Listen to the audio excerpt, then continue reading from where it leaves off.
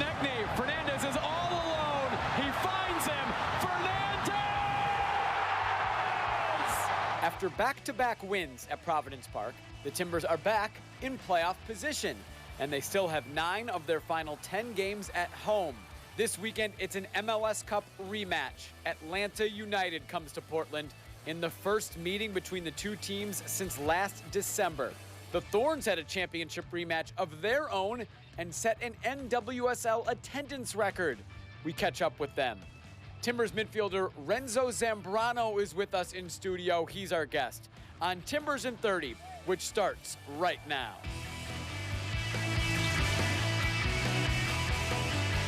This is Timbers in 30, presented by AT&T.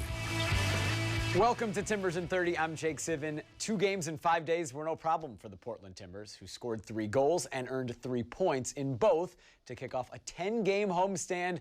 It gets more difficult, though. This weekend, the reigning MLS Cup champs, Atlanta United, come to town for a finals rematch. And joining us ahead of this match for his Timbers in 30 debut is midfielder Renzo Zambrano. Renzo, thanks for coming in. You're welcome. Let's start big picture with you. Signed to the first team in the offseason and now working your way into the team, getting onto the field. How have you felt about your season? Now I feel good, very good, because the process. First time in the T2 after first team, and now think good, yeah. First time in Team of the Week for your performance against the Whitecaps. What was that like for you to get that honor?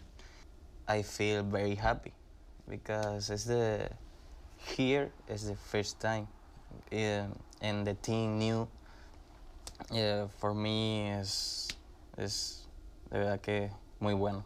From Spain, so you came from Spain to T2. How did you get here? What was the process like from your time in Spain to signing with Timbers 2 and coming to Portland? In Spain, I played 2 years. Yeah. Was going to the national team.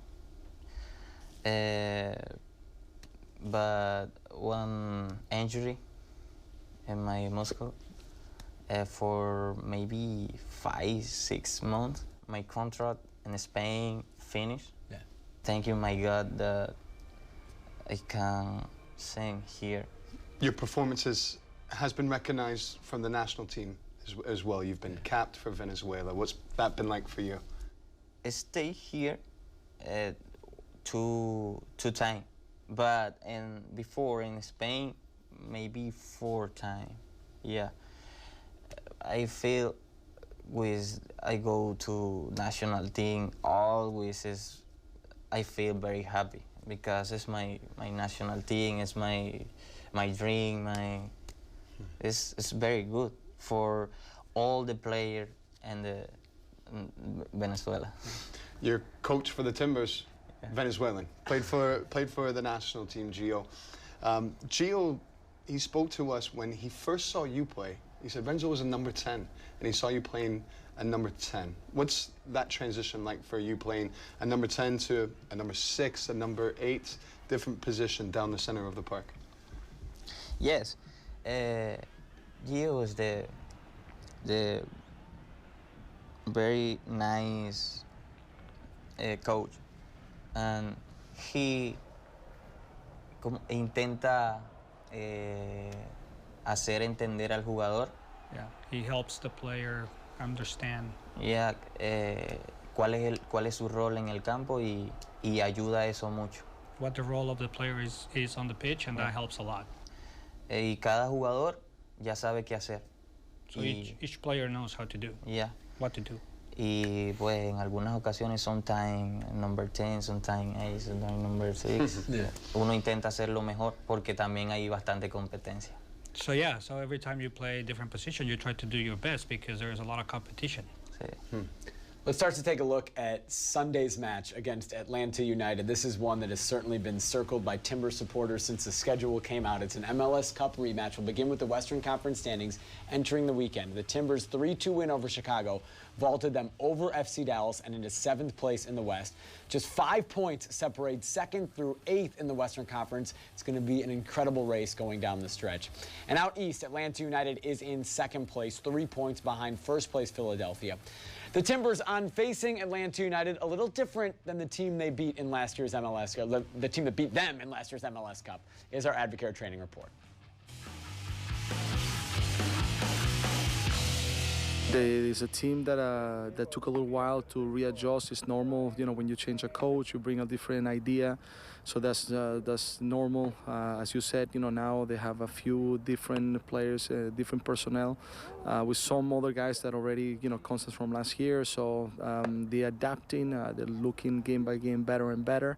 So we expect, you know, them to be at their top.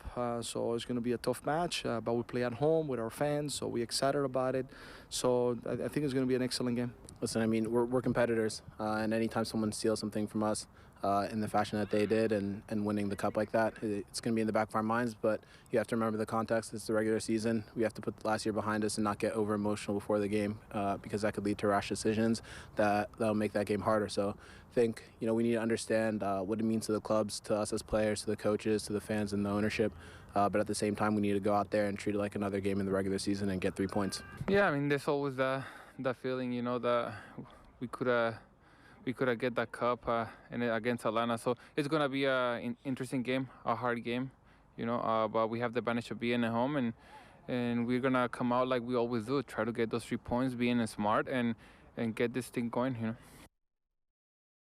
Our local Ford stores look ahead on Atlanta United, who started the season with 1 win in their first 6 games, but are 12-6-1 since. They're up to 2nd place in the East, as we showed.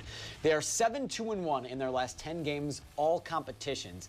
Joseph Martinez has a 10-game MLS scoring streak, which broke his and Diego Valeri's record of 9 in a row. But they've struggled on the road this season. They've lost 8 of 11 games on the road. They also played on Wednesday. They won the Campeones Cup against Club America, who were the Campeón de Campeones winners from Mexico. This was a real thing, if not a little confusing, but they're the first MLS team to win that match, and they look good doing so on Wednesday. And things have continued to pick up for Atlanta United over this spell after, as you mentioned, a slow start for them with 1 win in the 6 matches. It's a team that has gone through a couple of big changes, and I just don't feel they carry the same fear as what they did last year. New manager, Frank de Boer, he's more defensively minded, and he's more concerned about possession, where in the past we've seen this team, wave upon wave, go at teams into the attack. Another big reason, another big change, Miguel Almiron is no longer with the club. He's gone off to Newcastle United. In his place, Pity Martinez, South America's Footballer of the Year. He is underwhelmed so far this year, and he hasn't lived up to the heights to which everybody hoped. Joseph Martinez, though, 20 goals. He scored, as he said, in the last 10 games, 15 goals in that time. And one more name. Fans will remember Darlington Nagbe. A lot of people at the club will look forward to seeing his smiling face coming back to Providence Park. But let's go back to Joseph Martinez, a friend of yours, Renzo, a teammate on the Venezuelan national team. What have you made of Joseph Martinez and Atlanta as a whole?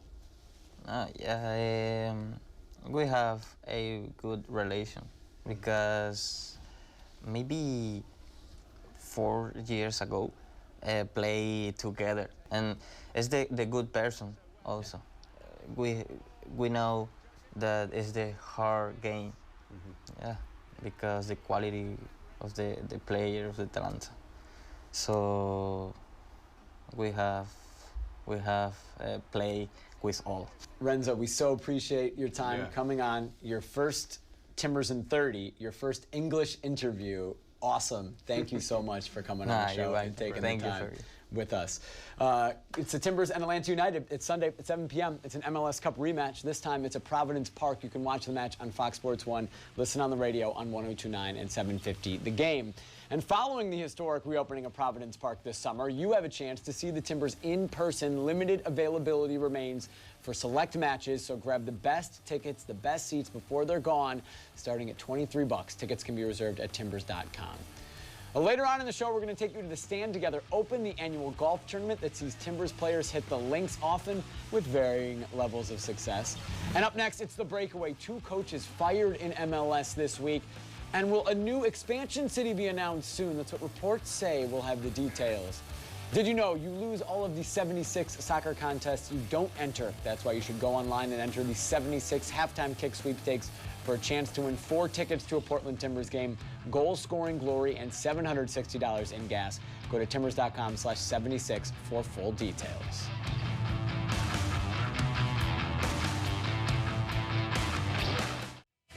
Now back to Timbers in 30, presented by AT&T. Let's look around the league. An eventful week in MLS. 2 coaches are out, and possibly a new expansion team will start in Salt Lake City. Real Salt Lake has fired Mike Petke just before he was set to return from a lengthy suspension for verbally abusing a referee after a Leagues Cup match. This video right here is not from a Leagues Cup match. It's from last year, but clearly a guy that has a temper. He has shown that, and finally, I guess, the last straw for RSL. And it doesn't sound like he's going to go quietly. He made a statement that said he just signed an agreement to continue coaching RSL after this incident, and team ownership and I, is what he said, will have a chance to discuss the club's decision in a forum in the future. Since Mike Petke has been suspended, then fired, 3 wins and a draw, 8 goals in that time. Freddie Juarez has taken over, former Minnesota Thunder player. And so they haven't been affected on the pitch anyways with the team, and they seem to have actually been playing better. So it's going to be interesting to follow what does happen, though, in the end with Mike Petke and RSL. Yeah, they beat Seattle 3-0 on Wednesday night. Another coach out in Houston, this just for poor play, essentially, poor results. Wilmer Cabrera fired. Dynamo in a free fall. They've lost 10 of 12. Davey Arnaud is the interim head coach. Yeah, 2-11-1 in the last 14 matches. He just signed a contract extension in March that would have taken him through the end of 2020, but because of the records there and really the overall performances, they haven't improved since he began with Houston Dynamo 2017 season. They were dynamic, they were frightening the attack, but they haven't evolved from there, and they've become stagnant. They haven't improved, and so you can understand that decision. And Matt Jordan, the GM and senior vice president, he said the club thought they would benefit from a fresh perspective. Multiple reports say that St. Louis is going to be the next MLS expansion city. This is reported pretty much everywhere, local media, in St. Louis, national media. An official announcement with all the hoopla and everything is expected on Tuesday. St. Louis would begin playing 2022. MLS for the Lou is what they're calling it. It would be number 28, and Don Garber has said he wants to take MLS to 30 teams. And apparently in Orlando for the All-Star break, there was a presentation from St. Louis to the league's full board of owners. They said it was amazing for what they're showing and putting forward. And part of that expansion fee, $200 million that they've got the money for, and then a stadium that will be reportedly $250 million. So they have everything right in that way. They've got the financial backing.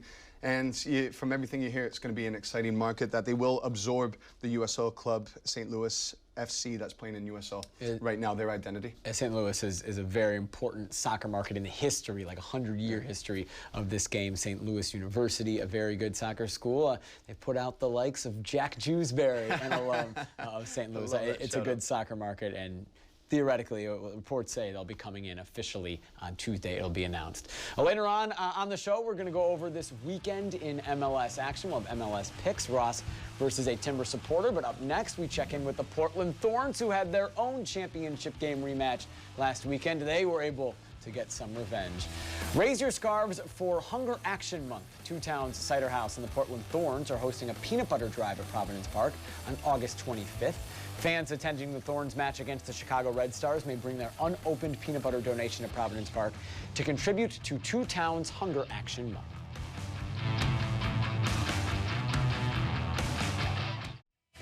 Now back to Timbers in 30, presented by AT&T.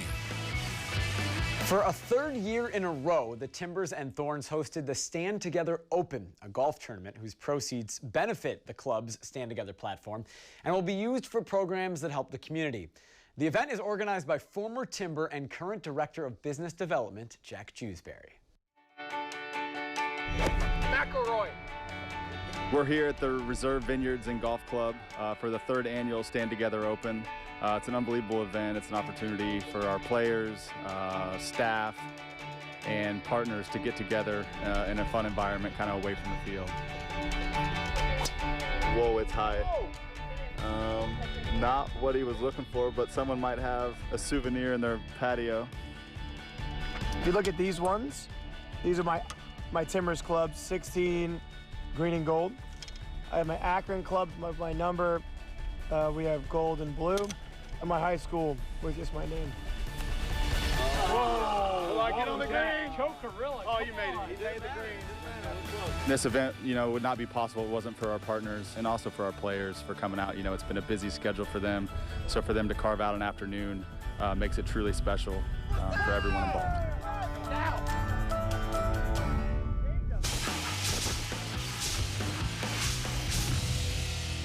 The Thorns had a championship rematch of their own last Sunday, hosting the North Carolina Courage, played in front of a sold-out crowd, over 25,000, the largest crowd in league history. North Carolina got on the board early. World Cup champion Crystal Dunn scoring against her husband's team. Her husband, Pierre, is the Thorns' head athletic trainer. North Carolina up 1-0. It was that score until the 56th minute, an error from North Carolina's keeper. The Thorns force an own goal, and they make it 1-1, 56 minutes into the match. 82nd minute, still 1-1, ball into Haley Rasso. And it's another own goal. Thorns' pressure forces 2 own goals in the match. Adriana Franch had a fantastic game in goal, and the Thorns beat North Carolina to move into first place in the NWSL. They're back at home this weekend against the Washington Spirit. You'd be greedy if we play really well for a couple of games, then we play this wild game.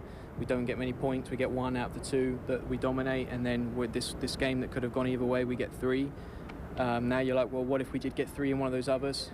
Things could be better. At the same time, this could have gone the other way very quick. So positives, lessons, but I think confidence is going to be huge coming out of this game for us, snowballing into Washington. Every game's different, and I think this Washington game will be a good one for us, where we can actually play and hopefully get some goals in the run of play and get back to the way that we love playing in front of these fans. The Thorns and Spirit play at 7:30 on Saturday night at Providence Park. You can get tickets on thornsfc.com.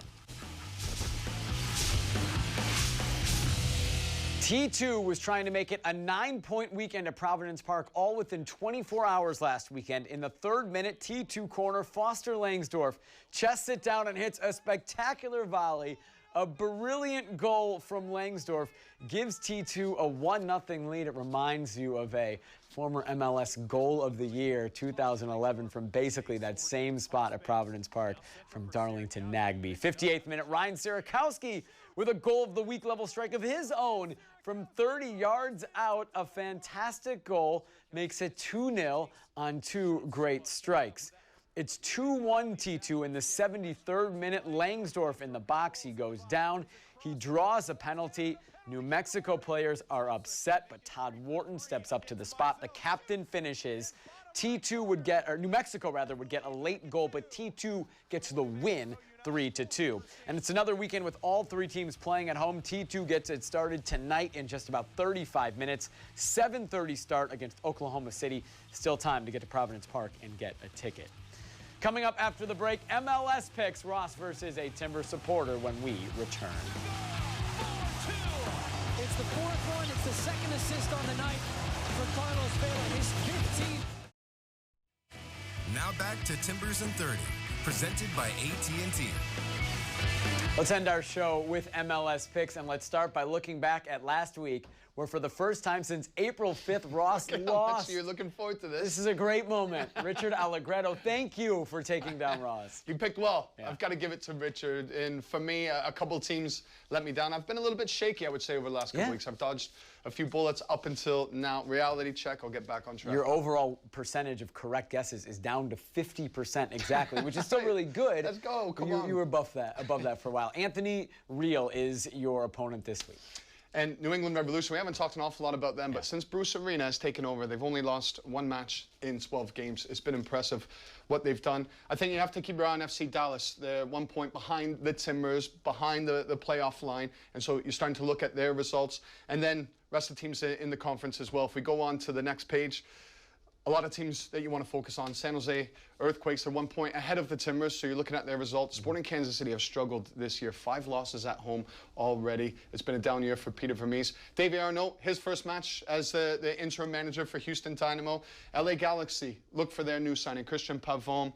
This will be his third game. Zlatan Ibrahimovic said this guy won't be in MLS too long, and so he's a real talent. And RSL without Mike Pecky, do they continue rolling on? LAFC can clinch the playoffs this early if they win and if Dallas does not win this weekend. The big match of the weekend, the MLS Cup rematch, it's the final one league-wide. It's Sunday night at 7 o'clock, Timbers and Atlanta United. We gave a little bit of an overview on Atlanta earlier in the show. Ross, what do the Timbers need to do to get a result against this team? Well, as a team, the philosophy, they like to get on the ball, and I think first and foremost, when they're on the ball, you have to defend against the final moments of Atlanta United. You have to be sharp everywhere through the pitch. I say the Timbers don't have a weakness in their team. Atlanta United don't have a weakness in their team if they present a fully strength squad. Joseph Martinez, it comes down to that. Can you stop this goal-scoring threat? He's got 15 goals in his last 10 games, and so you have to stop him. And by doing that, I think Julian Gressel, the service he provides, is vital for Atlanta United. And then the other side, Justin Miram. He has found life again after a disappointing time with Orlando, second spell at Columbus. He's starting to find his feet. I could go right the way through Atlanta United's team and say the danger is here, there, but I think defending and making sure those final moments that the Timbers concentrate on with Atlanta United's attack and Timbers in transition attack, make sure it's ticking. It's Sunday at 7 at Providence Park. You can watch it on Fox Sports 1. You can listen on the radio, 1029, 750 The Game, MLS Cup rematch, Timbers and Atlanta United. We will see you next week. It'll be a pre-game edition, Timbers and Sounders next Friday night. We'll talk to you before that, right here on Timbers in 30. Thank you for watching Timbers in 30, presented by AT&T. For more on the club, visit timbers.com.